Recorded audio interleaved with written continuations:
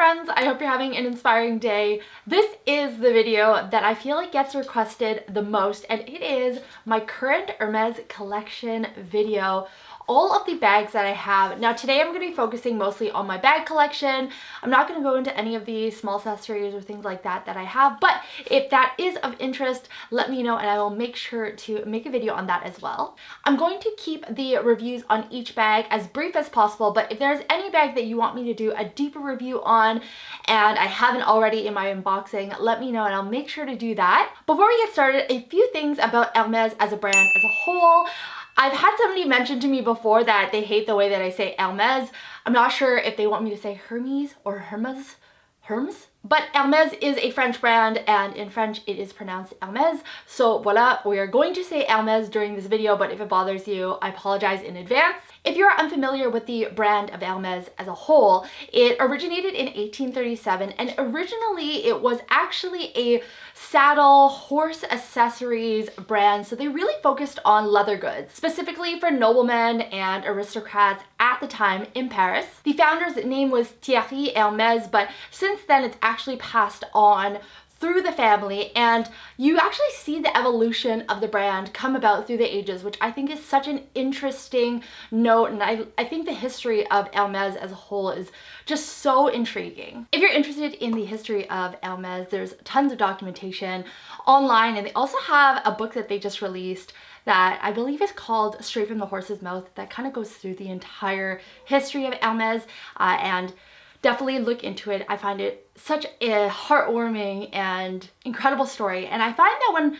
purchasing luxury, those stories are really what pull me in, because the piece is no longer, you know, just a leather good. There's story behind it, there's history, and there's so much passion and love. So that is on Hermès as a brand. Let's quickly touch on the shopping experience at Hermès. I feel like there is a wide range of experiences. Mostly good, I would hope. Well, for me, it's been mostly good, but there's definitely some negative experiences at these stores. And I think it's an unfortunate result of the lack of supply to demand. And that kind of goes back to the brand as well. Hermès doesn't really create for demand. They just create the supply that they do. And even though there's tons of people who want it, doesn't necessarily mean that you're going to get it. And I think that is an intentional strategy. They do this to kind of make the bags feel more exclusive, I suppose, or harder to get. But to me, it almost feels a little bit special. But as a consumer, when you want something and you can't get it, that's obviously an awful experience. And I think that the sales associates, you're gonna have some good and some bad. I've obviously had great experiences, but because of that, I did feel like it was important to mention that the shopping experiences can vary. My tips are that when you go into the store, I would be very specific with regards to what you're looking for, what you are trying to collect or build in your Hermès collection, and really share your passion for the brand or the fact that you are just discovering it. I feel like sometimes we forget that sales associates are just humans as well, and sometimes making that connection can really build that relationship. And Hermès and the shopping experience at Hermès is very much based on the relationship that you have with your sales associate. I will also note they do have an online store, and on there you can sometimes find some items, especially clothing, accessories, small leather goods, things like that. But in terms of bags, and especially if you're looking for any of the classics, you're typically not going to be able to find those online.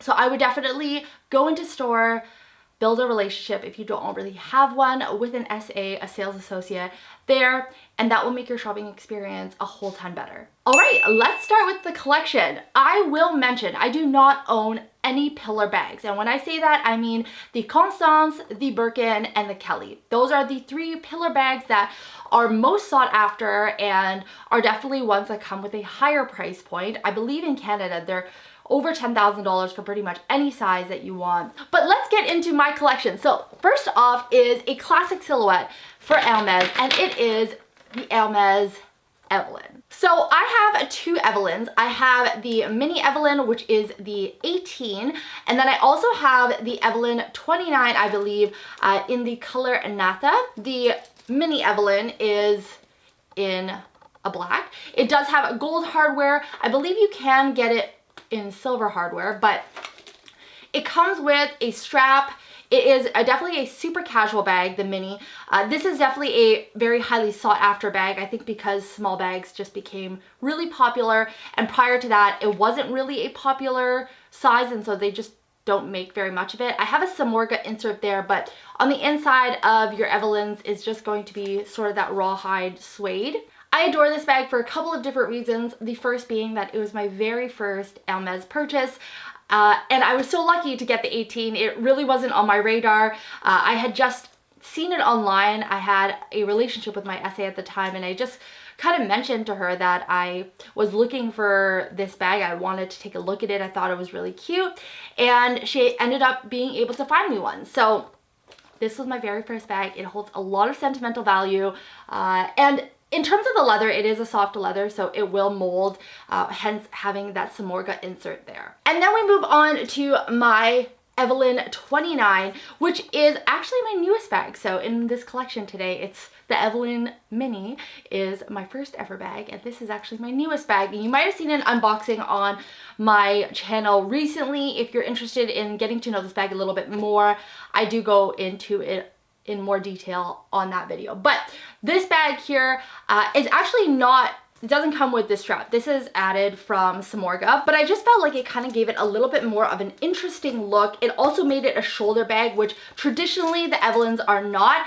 This is the strap that comes with the Evelyne, which honestly is like a short crossbody because the Evelynes are quite long and large as a whole, and this is actually the 29. Their size is bigger than this, but because of that, it didn't really give off that sort of elevated look. It was much more of a casual vibe, and I felt like adding this chain, which I can do because it's got those D-rings there, just kind of made the bag look a little bit more interesting. And in terms of a quick comparison, the Mini Evelyne does not have the back pocket, but from the front it's about the same in terms of design, and here is the size comparison. I have not done a straight comparison of these two.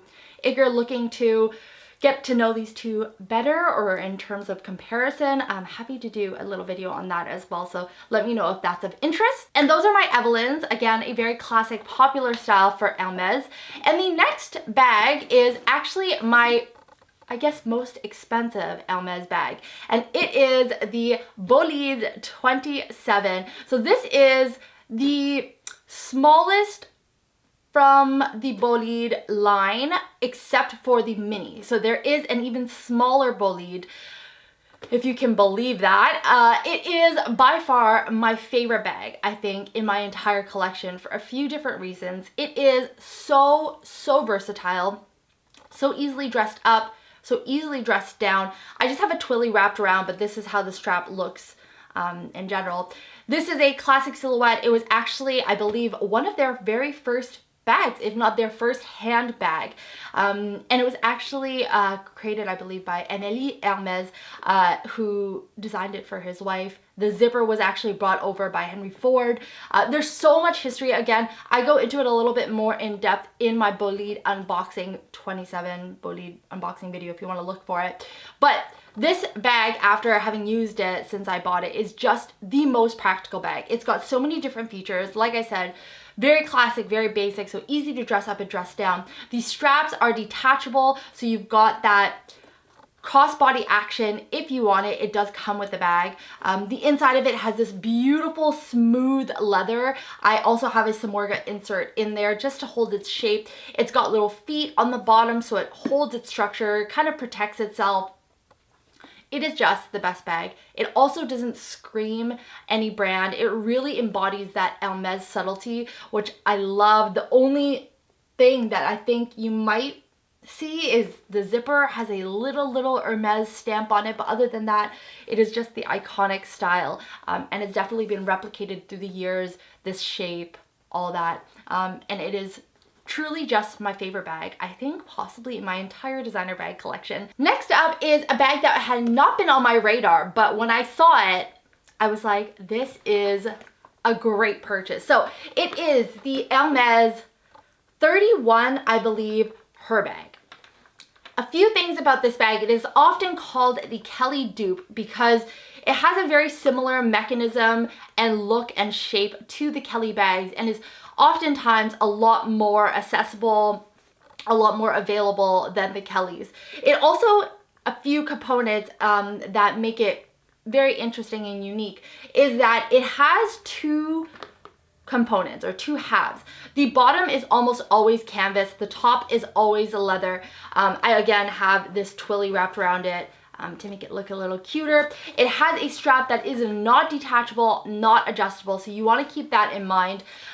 For me, I kept it a little dirty so I could show you this, but I found this in Spain. Like I said, I hadn't really had my eyes on it, but this is actually a special edition, I guess, or how it was explained to me, because the canvas typically isn't shiny like this.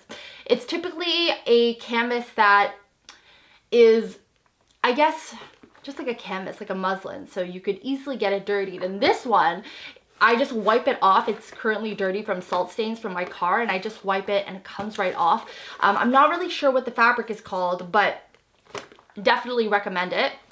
It also comes with this little key attachment. On the back, it's got a pocket as well as the lock there. Back in the day, you actually used to be able to interchange the bottoms with the tops if you had multiple Herbags, but I'm not sure. I don't think that it's the case now. On the inside, there is pretty much nothing keeping it together other than this little hook that hooks on to here. It is actually more secure than I thought it would be. It also comes with this little pochette inside, which is removable. This is actually more along the lines of what the canvas typically looks like on the Herbags. So as you can see, a lot easier to get dirty. The inside of the bag is that canvas.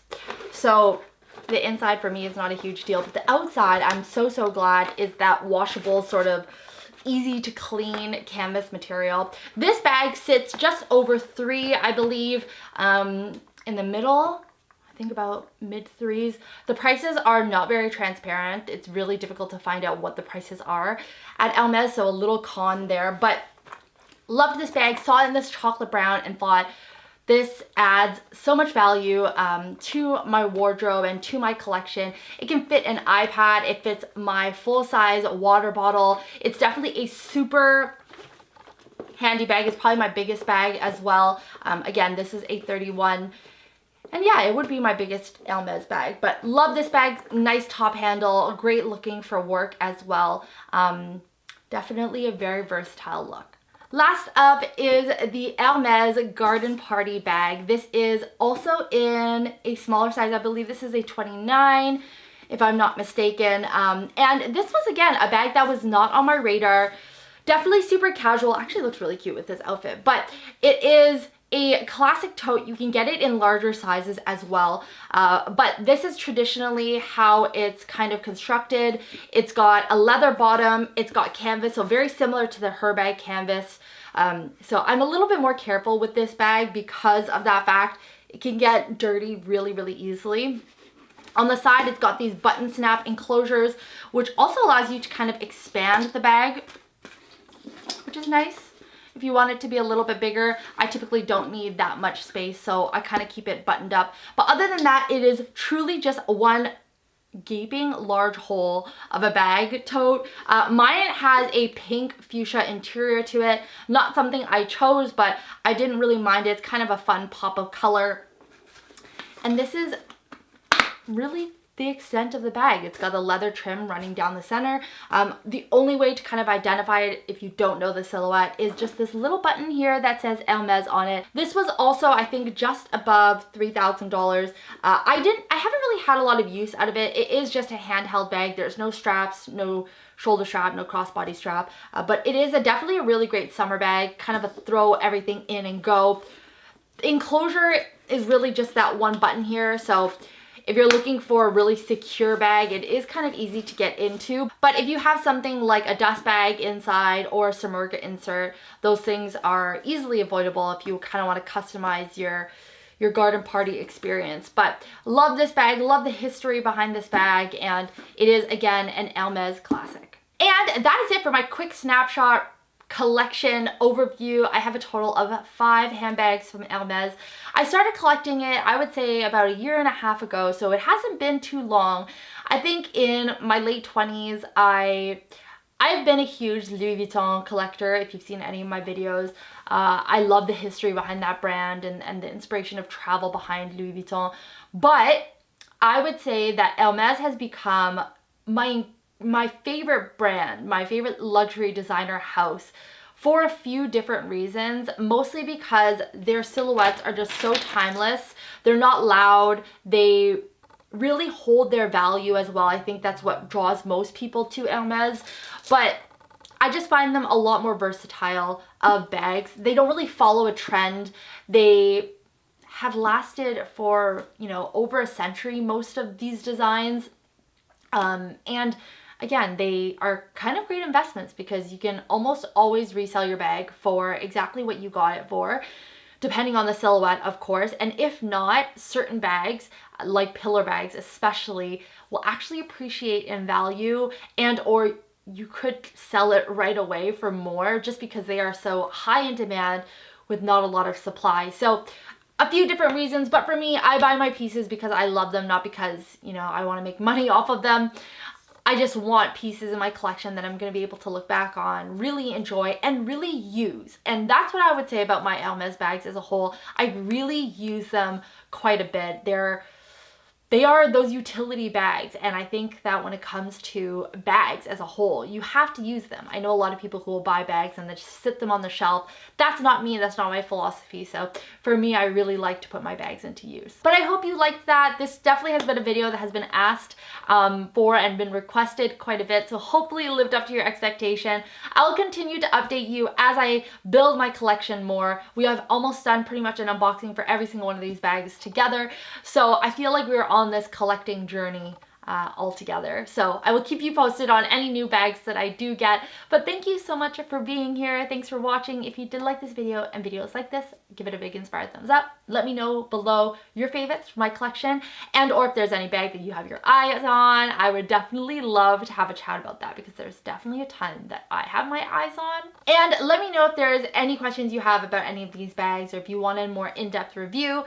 And if you want that accessories video, I do have quite a bit of scarves and jewelry, little trinkets like that from Hermès, so happy to do a video on that as well. And if you're new to the Inspired family, we would love it if you join us and subscribe. But with that, friends, I hope you have an inspiring rest of your day. Remember that kindness doesn't cost a thing, and I'll talk to you guys next time. Bye!